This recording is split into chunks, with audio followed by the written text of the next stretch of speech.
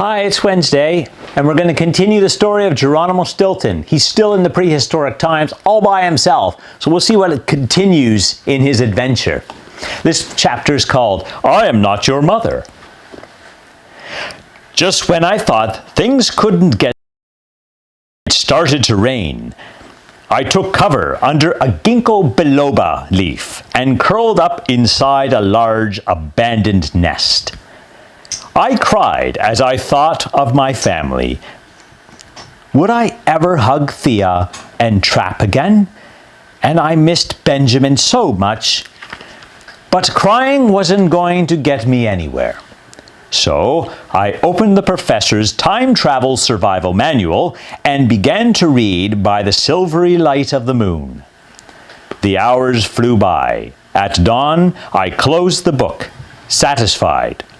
I now knew everything there was to know about prehistoric times. Suddenly, I heard a sound. I rummaged through the nest leaves and found a large, delicate ivory-colored egg. The egg had a little crack in it.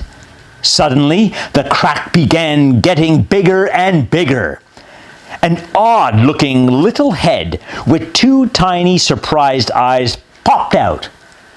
The eyes looked at me in amazement. It was a baby triceratops. The baby dinosaur howled. I stood up. The baby dinosaur stood up. I scratched my head.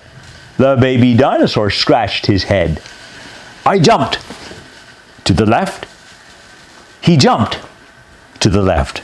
I jumped to the right. He jumped to the right. Why was he imitating me? Why? Suddenly I understood. The baby triceratops thought I was his mother because I was the first living thing he saw when he came out of his egg. I'm not your mother, I told him. I'm a mouse. He tilted his head and looked up at me as though he didn't understand.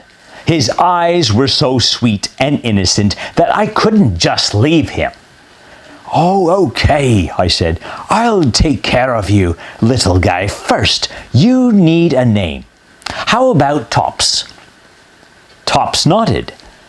The early morning air was chilly, and Tops was shivering with the cold, so I covered him with my jacket, and he soon fell asleep in the nest.